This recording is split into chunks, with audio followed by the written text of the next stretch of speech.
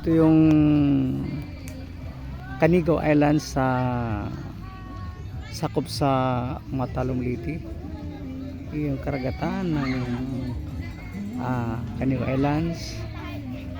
Look like in Boracay Islands. Yan. Ito yung mga konti lang naligo ngayon, kaya hindi katulad ng mga ano na talagang sobrang dami. Siguro dahil yung iba galing na dito, kaya ang nangyari maraming mga bakante pang cottage. Kaya mga ka-vloggers, sa mga hindi pa nakarating at hindi pa nakita yung view, Canigao Island, ito yung view niya. Ito yung view niya. Ito yung view niya. Ito yung mga naliligo din ngayon. Medyo mainit lang guys, mainit ngayon pa no, kasi alam niyo nga saan naman tayo sa Pilipinas, mainit dahil likha ng global warming. Yan, ito yun no. Ito yung Canigao Island. Before late 80s nakapunta ako, pero hindi pa ito ganito guys. Ano pa ito, katalahiban lang. Kumbaga hindi pa siya na-develop noon. Pero after 2 the years na ng panahon, ito na yung ano niya, ito na yung ano niya ngayon, paligid ng Canigao Island. Pero before talaga, when I'm in high school, talagang ano ito, naglalatag lang kami ng dahon ng saging kasi hindi pa talaga ito. Maano pa ito, yung marami pang ano, marami mga kahoy-kahoy, medyo madamo siya. Hindi tulad ngayon na marami ng mga cottage. Kaya sa mga foreigners dyan, sa mga yung mga nagbabalak na mag-adventure, dito na kayo sa lugar ng Matalom Liti, kung saan matatagpuan ang Canigao Islands. Ito yun ito yun guys Ito na yung ano nila ngayon, ito na yung kalagayan. Pero sa nakarating na dito, hindi na kailangan masurpresa sila sa ganda ng kapaligiran. Pero sa mga hindi pa nakapunta dito, yung mga nangangarap pa lang nangangarap na makarating sa lugar na ito. Ito din guys, ito yung ano, kung ano yung ano ng Boracay. Parang sim lang siya kasi maputi ang buhangin dito maputi yung buhangin dito. Ito yung guys ngayon guys, ano ko muna yung ano ko, yung video ka. Pupunta ko dun sa kabilang banda para makita ko at may pakita ko sa inyo kung ano yung kagandahan hindi pa nyo nakikita sa ibang lugar. Ito na guys ito yung ibang side ng ano ito ng island na ito, Island Beach Resort dito sa Canigao Matalom Liti. Ito guys ito yung mga cottage dito, ito yung mga cottage na ginagamit dito. Talagang supernatural, talagang gawa ng mga bamboo materials. Kahit ang bubong niya atik na yero na, pero mostly talaga gawa ng bamboo. Ito yung guys ito yung guys ito pagmasdan nyo yung ano, ito guys ito guys yung ano niya ito guys dito guys, kung kayo ang marami, mostly sa atin nakarating na ng Boracay Islands no? Pero ito ipapakita ko sa inyo yung simlan siya. Kung mayroon mang kaunti lang talaga, isang guhit lang talaga, ito tingnan nyo yung buhangin. Same like in Boracay Islands, white sand din siya guys, white sand. Kaya kung ano yung nakita sa Boracay Islands, ito yung pagmalaki ng Matalom Liti na maputi yung ano, talagang white sand siya. Kung mayroon mang kaunting kaibahan siguro sa mga istruktura, yung malaking hotel, malaking mga restaurant, pero yung sa paligid ay same lang talaga para sa akin same lang ito. Kung makikita nyo talagang white sand siya dito, at saka malinis yung dagat. Wala ka nakita ng malutang na plastic man or anumang mga bagay-bagay na luglugan ng dagat. Kasi ito talaga super protected ng management ng Matalom Liti. Walang makikita itong mga nakalutang na mga basura-basura kasi dito talagang ano siya, maganda, nice islands na sino yung gusto pag-relax, magmuni-muni, magbabakasyon galing sa ibang bansa. Ito yung ano, right, ito yung tamang ano din na hindi mo na kailangan pumunta ng Boracay, hindi mo na kailangan pumunta man ng kung saan. Dito na kayo, yung mga nagbabalak pa lang na pumunta dito na kayo. Makikita nyo guys, mga vloggers, mga ano, sa lahat ng viewers dyan, yung mga hindi pa nakarating dito, subukan nyo guys, subukan yung masa dito sa Matalom Leyte. Ito yung bayan ito, ano to, kumbaga kalapit bayan ng lugar kung saan ako pinanganak, ito guys, makita yung supernatural. Kung sa Boracay, super sikat sa doon dahil maraming building, maraming restaurant. Pero dito guys, hindi ka magsisisi. Tikitingnan mo yung ano, white sand siya. At saka yung paligid guys, oh. Kung mainit ang dagat, kung mainit yung ano, gusto niyo mag-relax sa mga kakahoy kayo. Ang daming mga kahoy doon nga nakatanim na hindi mo na kailangan pa na sabihin mo ang ano, pwede ka dito, pwede kang maglakad-lakad dito, mag-selfie. Ito guys, ito yon ang ano ko sa inyo na pwede kayo pumunta dito. Kaya ito balik ko doon sa kabilang ano, ibayo. Ito guys, tingnan yung mga talagang masasabi talaga na kahit develop na siya na island, pero talagang mayroon pa rin makikita na virginity ng island to kasi maraming kahoy. Ito guys, naglalakad-lakad ako ngayon dito.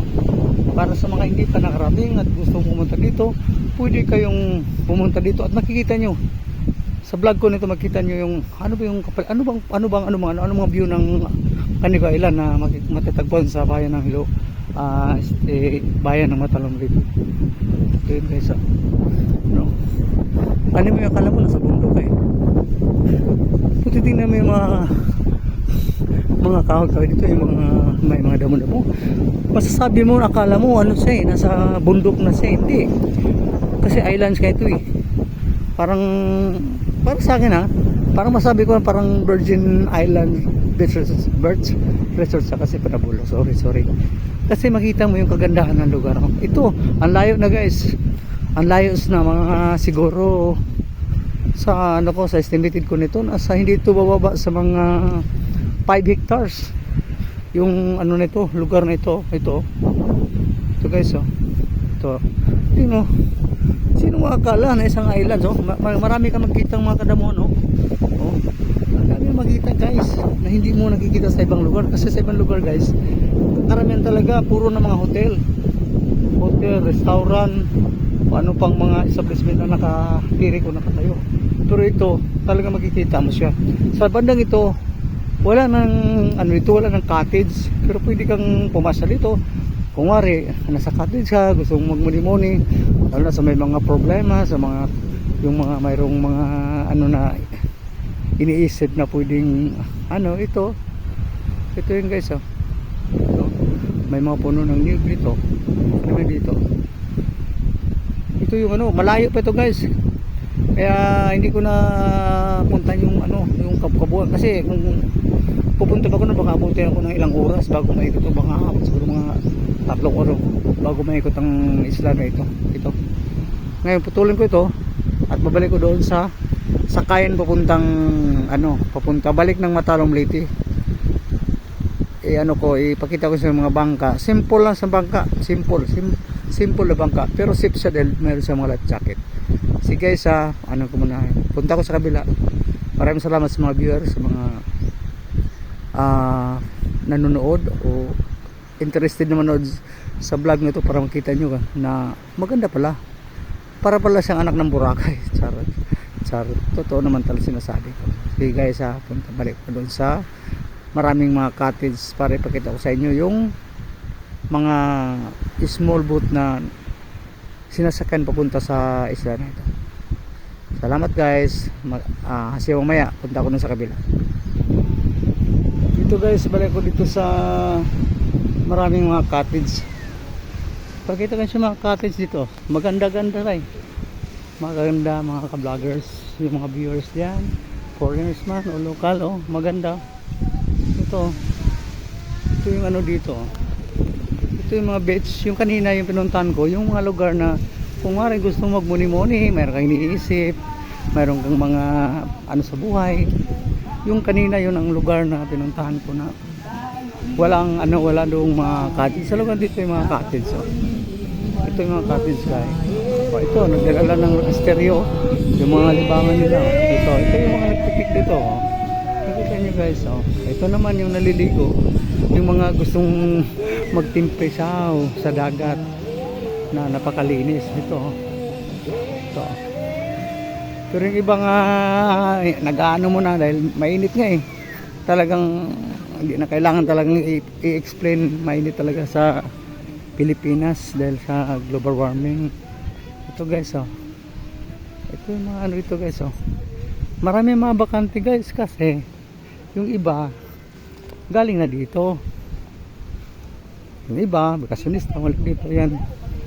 Ito naman yun oh. Ito guys oh. Yung mga tama lang budget, ito lang oh. Ito lang oh.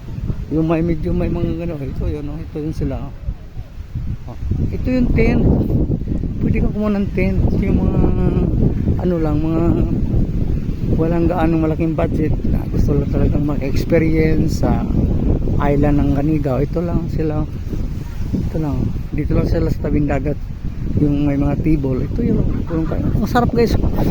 Saan nakita nitong ganitong klaseng islands na may mga kahoy na protected ng init. Ito guys. Ito guys yung ano. Ito yun. Ito sila oh. Kumakain yung iba dyan oh. Siguro kain-kain mo na bago lumusong sa dagat oh. Ngayon ito yun guys oh. Ngayon guys pupunta ako dun sa ano, sa yung ano, yung boat, yung bangka na sinasakyan ng mga nagpupunta dito. Ito guys oh. Ito guys oh. Ito guys, itong dalawang bangka na ito, ito yung nag ano, nakantabay ng mga uwi mamaya, mga before 5 PM. Ito yun guys oh. Ito yun. At saka yung isa oh. Ito guys. Ito yung ano dito oh. Tingnan nyo guys. Ano talaga siya? Kasi sinasabi ko kanina, ano lang, matanda isang paligo lang ang diferensya sa Boracay. Kaya tinatawag ito na ano, anak ng Boracay Islands kasi ano siya eh, parang Boracay siya eh. Sa kakaiba lang dito, marami mga kahoy na masisilungan maliban sa mga cottage. Ito guys oh. Ito yung bangka na sinasakyan namin oh. Ito yun oh. Ito guys oh. May mga salmido dito. Ito. Yan oh. Ito yun oh. Gabi dito, nagdala sila ng mga sarili lang karaoke, portable karaoke yan. Ito sila. Ito sila. Ito sila. Ito sila guys oh. Siguro mga ano, ibang lubang dito. Ito guys yung ano nyo. Oh, ito yung ano niya oh. Ito yung guys. Ito malaki palagi ito guys. Malaking ano dito.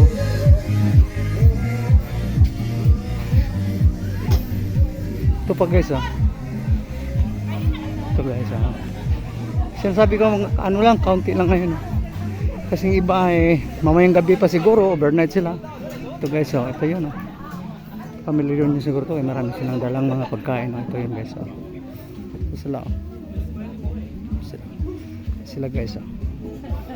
Eh oh, so ito paligid guys. Sa kabilang side lang ito guys, pero malaki ito guys, malaki itong lugar na ito. Yung mga ano naman guys, yung mga simple lang sila na budget, ayaw lang kumuha ng cottage. Ito lang, table lang. Mga ka-vloggers, ito lang, table lang sila dito para siyempre hindi naman sabihin walang pera, pero siyempre may kahoy naman oh. Ilalim ng kahoy, siyempre dito lang sila. Yung mga marami doon sila sa mga cottage, doon sila nag sama-sama mga kamag-anak. Ngayon guys, punta ako doon sa kabilang side kasi malaki to guys, mga almost 5 hectares ito eh. Punta ako doon na. Ito guys oh. Ito yung ano, ito yung ano dito na masasabi mo talaga na super siya, super ganda siya oh. Ito mga, meron din ano to, mga gabitan sa may mga kaya dito oh. Ito yun guys oh. Ito yun oh. Ito yun.